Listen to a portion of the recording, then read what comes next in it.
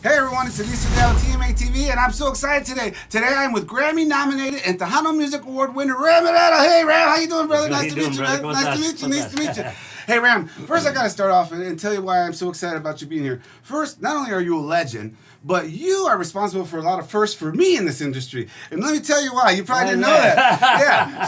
So when I got to San Antonio in 1992, the first concert I went to was one of yours. And it was at La Vita. It was during Fiesta. Right. And I was so nervous about dancing. I practiced. I learned how to say, do you want to dance with me in Spanish? So I went and asked this lady, ¿Quiere bailar conmigo? And she says, sure. And I told her, you speak English? And she says, everybody speaks English. We're in San Antonio.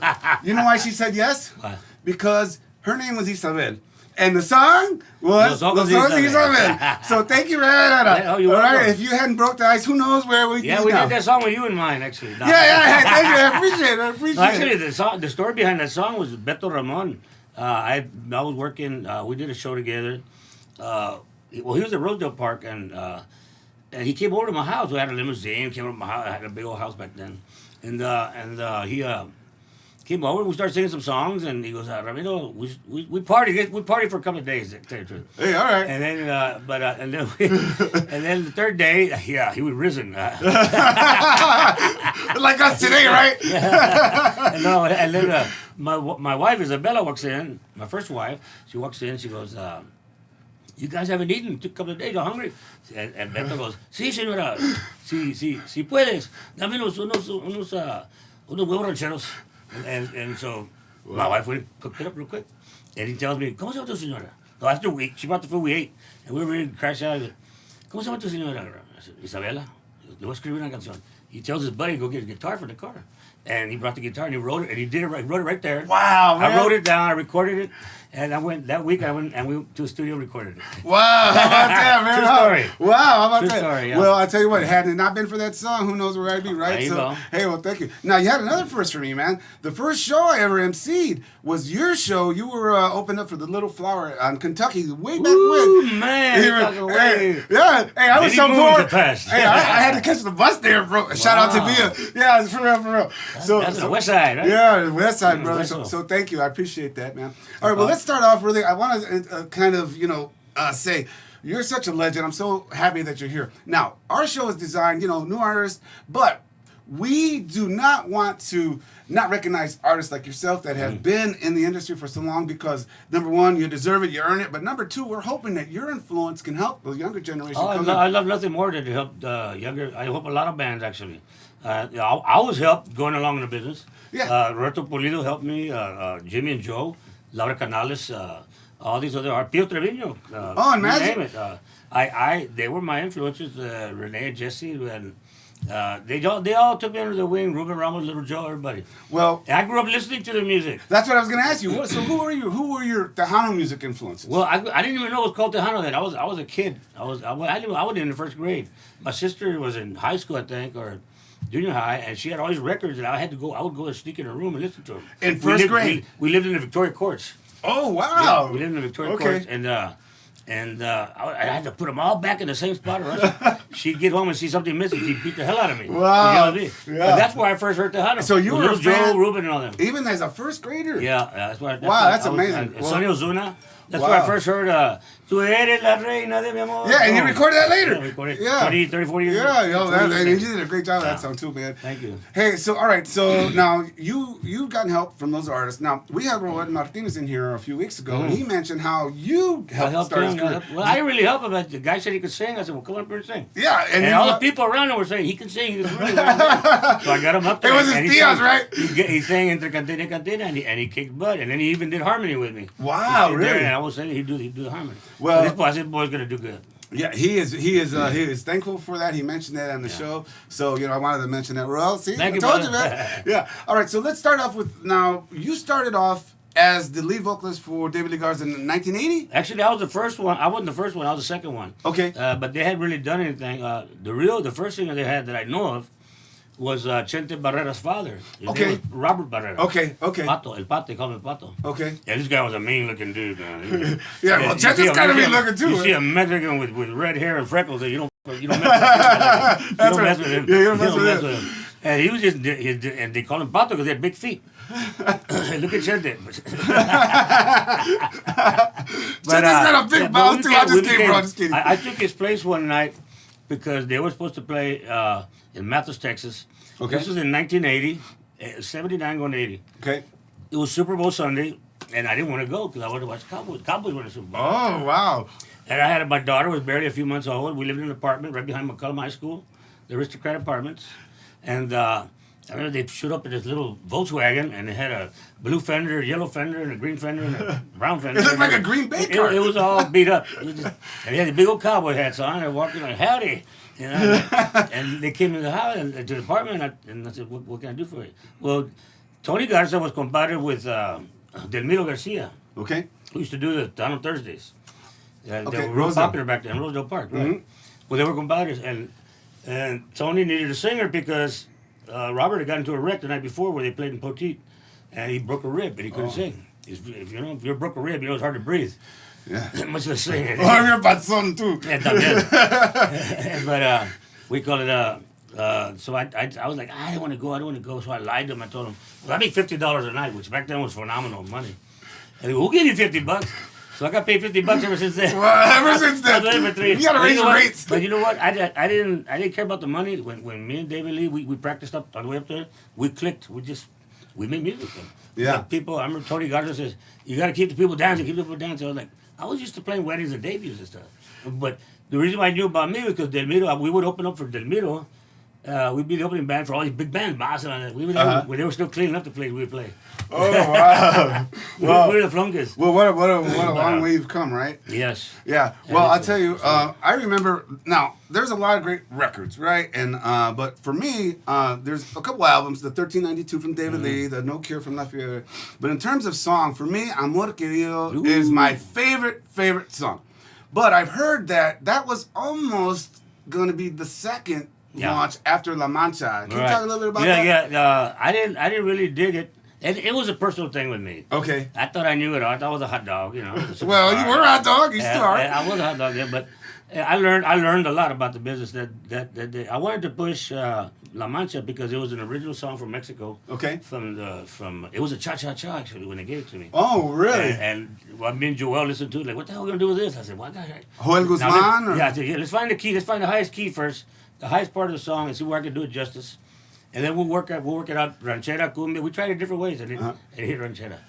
And it just clicked with us, so we did it that way. And that's the way I did most of my songs. Well, you know what? Like I said, Amor Querido, my favorite of all time. La Mancha. That one came easily to me. That one came. I Really? It was like, to me, it sounded like Mafia and Mas always. It sounded generic to me. I didn't know who Luis Silva was. Luis Silva was a big time songwriter. Yeah. I was a fledgling in this business. Got it. Wow. I'm still growing some hairs on the arms. Yeah. I didn't know what was going on. So what? He goes. And Luis Silva, and the way I've never met Luis Silva, he talked to you like that. And he goes, it's gonna be a hit, Ram. I promise you. And it took off like crazy. Wow. But so did La Mancha too. Yeah, well, that's a good song. It was funny because I was gonna ask you about La Mancha and then I wasn't, and I went and had Chinese food and I got a mancha right here. So I better ask him. Yeah, I got one all the time. Hey, so let's kick it back to let's go to the '90s now. Okay. Capital EMI comes in and they're signing everybody, but you go to Sony. How did that happen? I was on both labels actually. I signed a record, a letter of intent to from Sony. I was going to go directly with Capitol. Okay. So while I was with Sony, I recorded some records for Capitol. So wow! They were in the bank already. Wow! Okay. And so and Bob Griever promised you, I'm gonna put you on 2 major labels at the same time. And he did. Bob Griever was on that. Thank God, and may rest in peace. Yeah. He was my mentor. I love him big time. He taught me a lot about the business. He had a great charisma about him. He was just beautiful person. Beautiful family, too. And what was his name again? Bob Griever. Bob Griever. From Cara Records. All right. Oh, he's the guy from Cara. Yeah. Okay, so he had Mafia and all those guys. Mm-hmm. He was a trailblazer back then. Yeah, he's the one that opened the doors for everybody. Okay. Yeah. Didn't know that. I didn't know that. Yeah. See, that's one of the things I love talking to folks like you about is getting a little bit more history. And see, and that's the other thing, too, that we want to do with the show. Although, we are targeting new music and the younger artists because we want them to be a part of the Tejano culture. It's really important to talk to guys like you that know the beginnings, where it comes from. I feel like a trailblazer, like what's his name, Lewis and Clark. Yeah, you are. Yeah. So you have to, just really honestly, man. I mean, you did blaze a lot of trails. When you won that award for the excuse me, let's start over. You are a trailblazer, brother. I remember hearing you on the first Hunter Music Awards you won. I think you won the Vocalist of the Year, then you won the Male Entertainer of the Year. I think I won 7 in one year one time. Yeah, and then in 1999 you got the Lifetime Achievement Award. Right. So that's already a long time ago. You've done so much more since then. Recently, I got inducted into the Hunter Legends. Okay. In Houston. Okay. That was an honor. I sang with a bunch of old boys from just. I mean, these guys are all pros. Big Ash and all them. Ralph from Aviso Band. All these cats. Aviso's good. Yeah, and.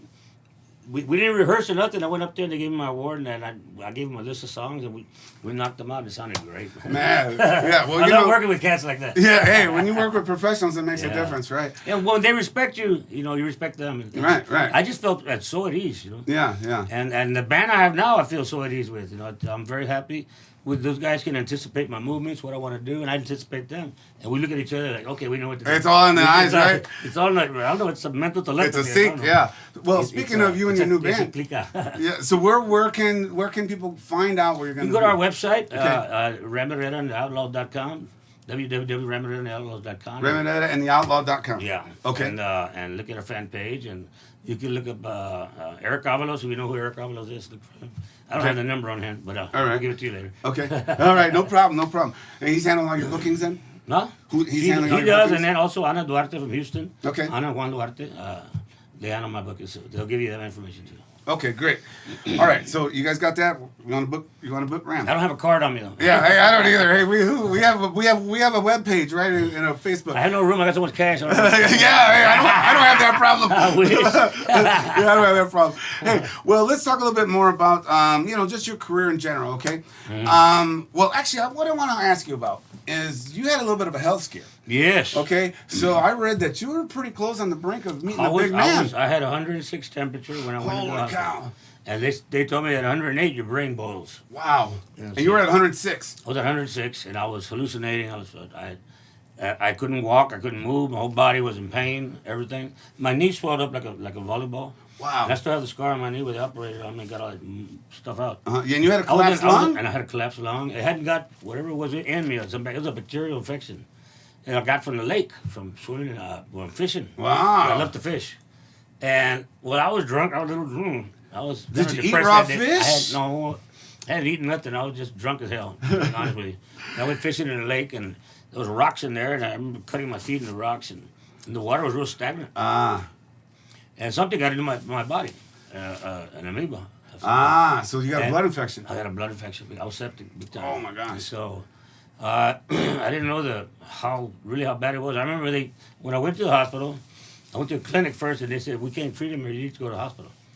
So I remember I was there, and this doctor comes in there. I forgot his name, but I thank him very much. He comes in, he stuck a turkey baster in my knee, and pulled out this soup, looked like, oh my God, I don't know what to tell you. It was nasty. It was ram caldo. It was nasty. It was rancid. And I remember I knocked out there, and I remember waking up, and I wake up, and my leg is stiff as a log, and I see everybody wearing masks, because I was still septic, Mm-hmm. And they were afraid it was airborne or whatever. Wow. But everybody's wearing masks just for protection. And I hear these voices. I heard all my ex-wives. I said, oh, shit. Hey, that was a nightmare. Did I die? Did I go to heaven or hell? He's funny. I thought I was in hell. I said, oh, no. But we survived. Hey, is Isabel? But I survived it. I was in the hospital for a month. For months? I was in the hospital for a month. And I started feeling really good, but my leg was still in a lot of pain. But they couldn't find the right antibiotic to fight the infection.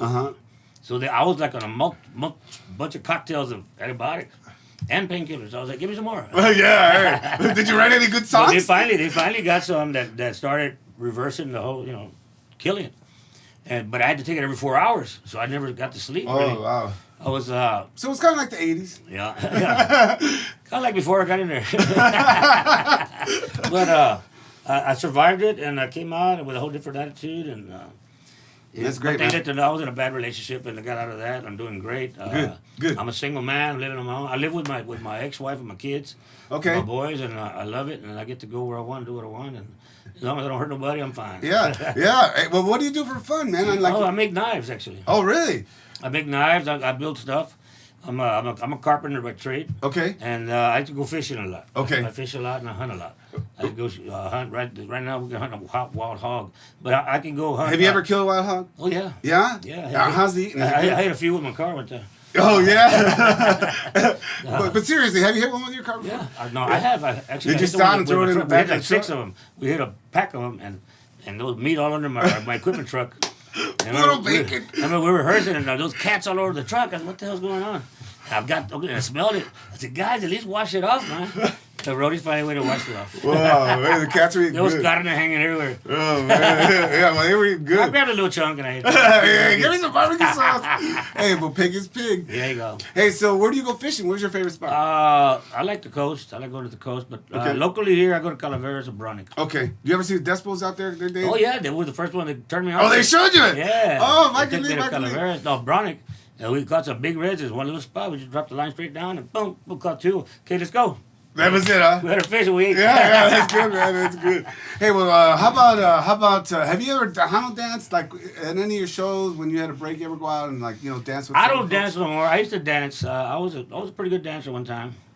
I do go out a lot. 'Cause I like to listen to music and just be around people and have a good time. But I always got people with me to protect me. Yeah. And I got good friends. Max Aparicio, Armando Galindo. He's sick right now. Armando, hope you get better. Love you, brother.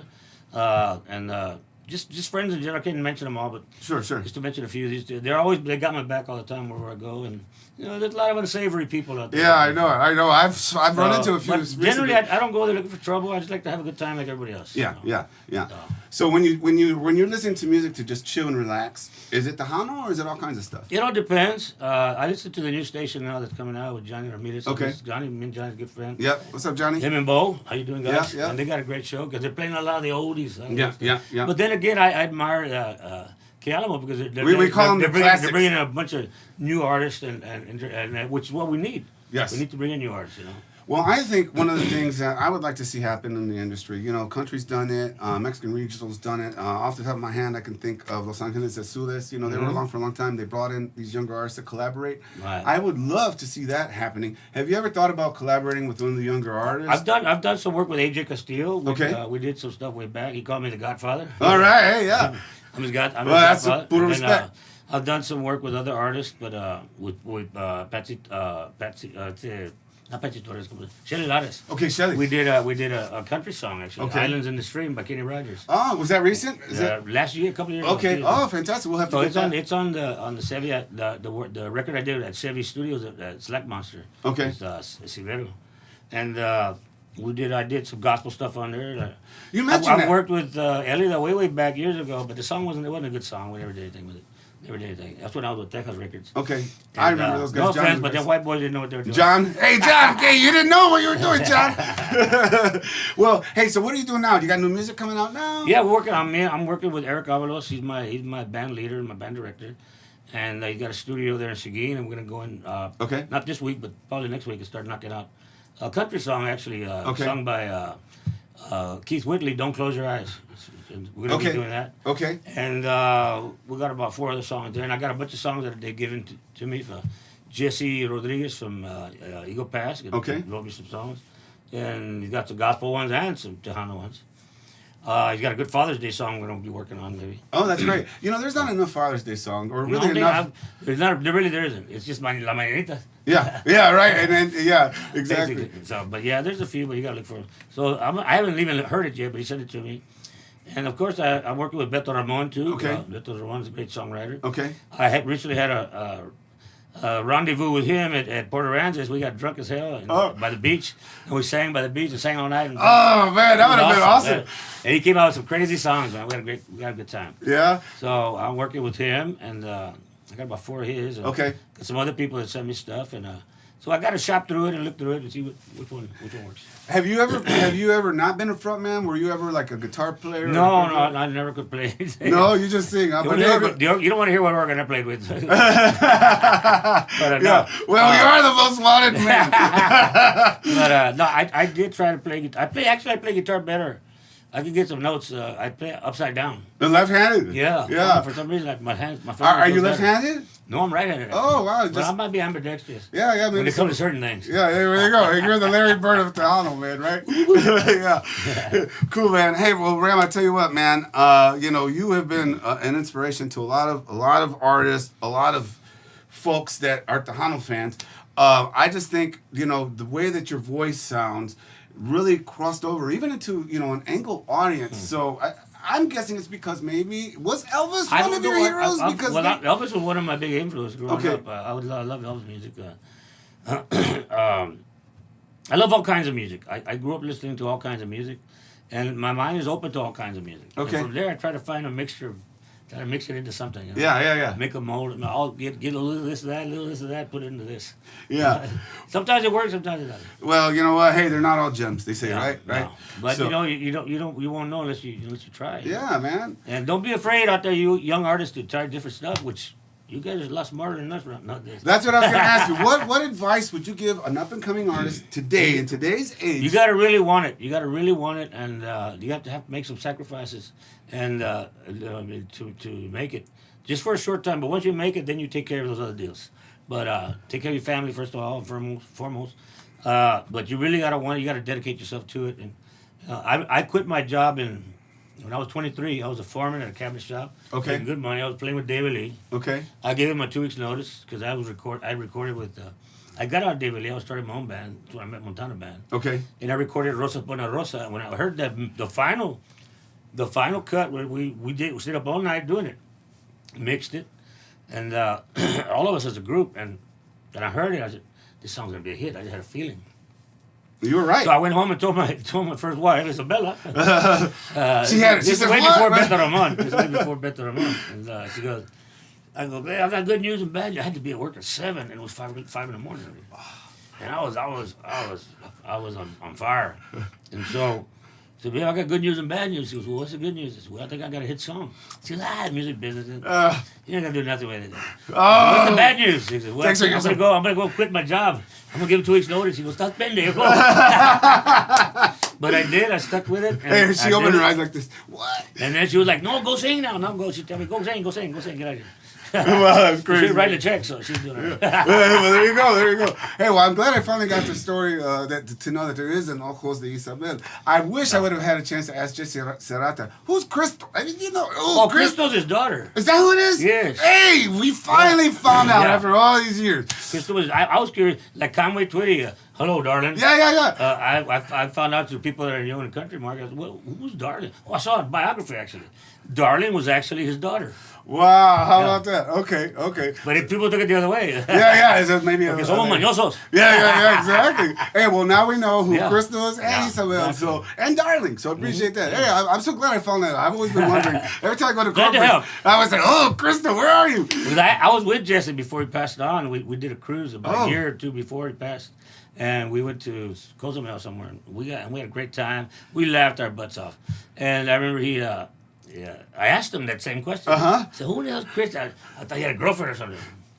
No, it's my daughter, but all this time. I felt like I thought this, if he talks about her, she must be a beautiful, fine, she's a very beautiful sexy, girl. I thought it was she was singing too. She started a singing career, but I don't think she pursued it. I met her up in Vegas. Oh, Crystal, what happened? Girl. Crystal was out there. She's beautiful. Yeah. And now we know who she is. Thank you. Hey, so we're at Exposure on TMA TV. All right. Hey, Ram, one of the cool things we do on the show now is I'm going to ask you just off the top of, well, I actually have notes today. I'm going to ask you a Tejano artist name, and you just tell me anything that comes to mind. If you have a fun experience to share with them. Can I take pass? Yeah. If it's bad, you can say it anyways. We'll edit it out. All right. Okay, I'm going to start off with, let's start with the ladies today. Laura Canales. Oh, the Queen. The Queen? Yeah. Do you have anything to share about maybe a story with her?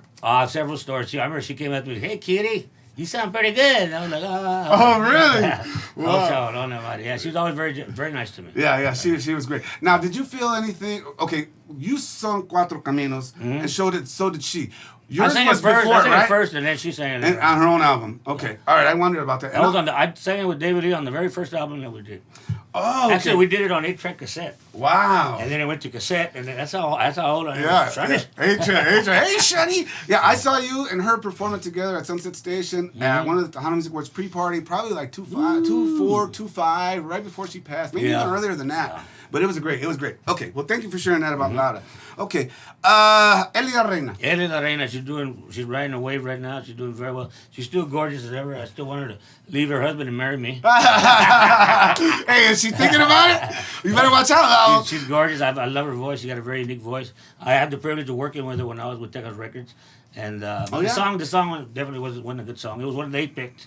And it didn't, but we did our best at it. And we were, she was still very young, and I was just starting off with myself. So, but yeah, she's gorgeous, beautiful, great art, great show. I've seen her in Vegas several times. She's just a sweetheart. Yeah, beautiful lady. I just found out through Ancestry.com that she's my prima. So yeah, so I'm having fun with her in that right now. So I think we're all related, anyways, right? Yeah, we're all Mexican. We're all related. Yeah, that's right. Okay, a couple more. Let's talk about Emilio Navarra. Who? Emilio Navarra. Emilio Navarra. What can you say about the king, boy? That boy was ruthless. Yeah. We went to school together. We sang in church together. Really? We were in high school, junior high school and high school. Same together. class? No. I was 2 years older than him. Okay. I started singing first in Terra Wells. I was a soloist, and then he came in when I was in 8th grade. He was 6th grade, and we were like the kings. 8th and 6th grade? Yeah. Wow. 3 years apart. So I was already known as a singer, and then he came in. The only difference between me and Emilio was back then, Emilio walked around with his guitar and singing Kumbaya, and I had blue jeans. I was like Fonzie. I had the army jacket, smoking cigarettes. I was the bad boy. I had long hair. But I think you're still kind of a bad boy. I was allowed to wear my long hair, but as long as I tucked it in, the school let you do it. Yeah, I went to school. I went to. They would let me keep it because they loved the way I sang. Yeah. Wow. How about that? Hey, perks. You didn't get we got perks even. I was getting perks. I didn't know I was getting them. Yeah. That's cool, man. All right. Marcos Orozco. Oh, great talent. Awesome man. Awesome. A very quiet gentleman. Golfing son of a bitch. He likes to golf. Oh, boy, he self-taught. Really? Yeah, I taught him a few pointers, though. Yeah. Hey, Marcos has some great melodies, some great songs. They're just danceable. People love to dance to him. People hit the dance floor when you hear him. You're right about him. He's solid. He's a ranchera artist. And man, I tell you what, I love ranchera. That's my favorite style. He's very solid, yeah. And great guy, too. Great guy. Yeah, he's fantastic. And his music is on point. Beautiful. Okay, I didn't know you were going to talk about him earlier. I put him on there, so here we go. Joel Guzman. Ooh, I haven't heard from him in a while. Hey, call him. I saw him in a movie, though. What? Actually, what movie? I saw him in a movie with Jeff Bridges. I forgot what the name of it was. But Google it, Joel Guzman and Jeff Bridges. And Jeff Bridges plays the part of an aging old singer. Yeah? Where he drives down the road, he uses his belt while he's driving. He just ate a Dairy Queen. Which I love Dairy Queen. Me too. Hey, call us Dairy Queen.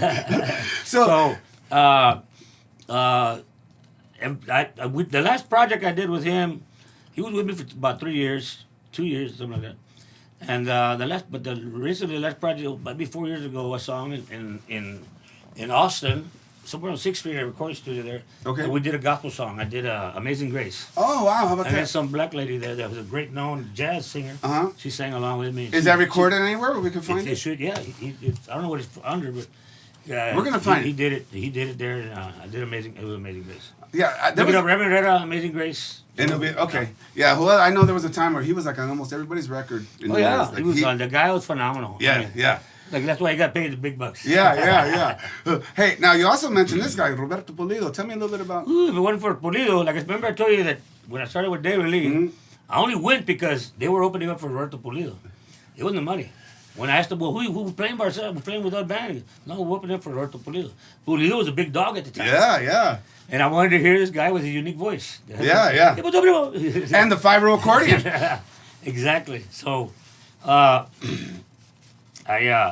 said, what do I wear? What do I wear? He goes, all I had was jeans and my 3-piece suits that I wore with a band that I played, orchestra that I had.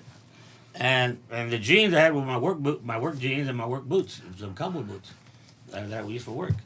So I got this, man. That's good enough. And there's some dust on them because I work in a cabinet shop. All dusty and everything. So they lent me a shirt, a gingham shirt, some kind of like buttercrust shirt.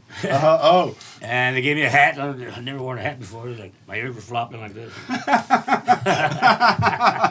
But I went. We practiced on the way there to go to Mathis, and I went and I met Pulido.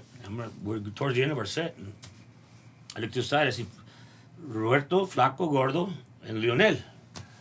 The five recording people. So they're standing, they're looking at me. I'm like, and then I started crapping in my pants. But we finished the show. We had people dancing. I do it at a wedding. I was a wedding singer. Okay. So I learned. I told him, I know "Pass Me By" Johnny Rodriguez. And what key is? I don't know keys. So I sang it. The to black him. one. One of those right there. And he goes, so sing it to me. So I go, would you look at what came down the road today? He goes, "Fog." He tells the band, "Fog Country," and boom, down, down, down. We played it. Wow, how about that? And believe it, they were watching. They heard me, and the people stopped dancing. The people stopped. They just came up to the front. And were looking at us like they were just freaked out. And I was like, "Oh shit!" I looked back at Tony. I go, "Oh shit! I screwed up, man, because they're not dancing."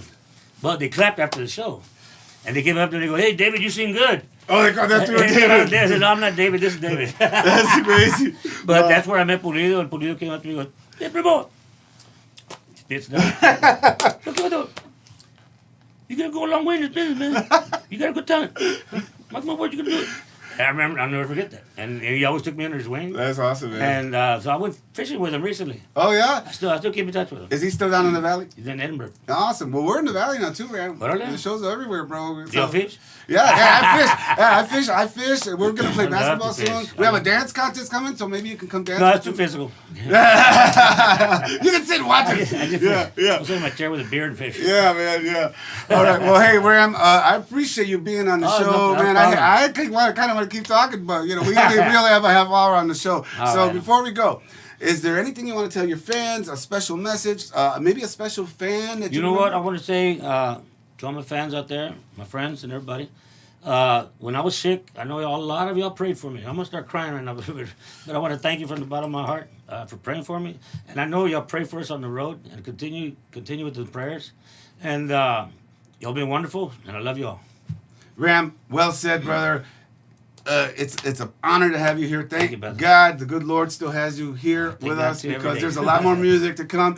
And hey, man, we're a work in progress, right? Yeah, so we just got to keep focused on the right thing, bro. Yes, sir. And I appreciate it. This is Ram, the man, Herrera. Behind the scenes. Brother, I appreciate you coming by. Down on Television. Back to the studios, Gabriel.